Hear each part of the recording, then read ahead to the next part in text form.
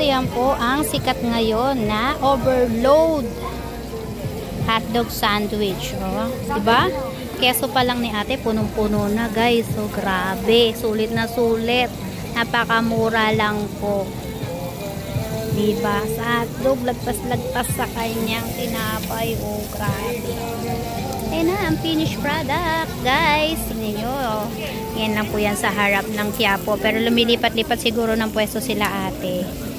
Yan. Tignan nyo naman. Fresh yan. At yan niluluto. Talagang bagong luto yan. Oh. Ayan. Na.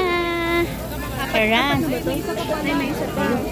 Apat yan. Tatlo yun eh. Tsaka yan guys. Tignan. Meron siyang gulay. May lettuce. At saka sobrang daming cheese ang ilalagay ni ate. Oh. Diba? Sobra sa toppings.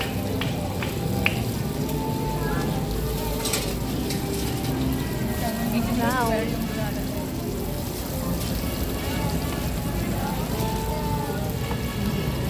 Oh, diba? Murang-mura. Masarap pa. Yan guys. Yan si nanay. Yan si ate. Yan. Thank you. Thank you po ate.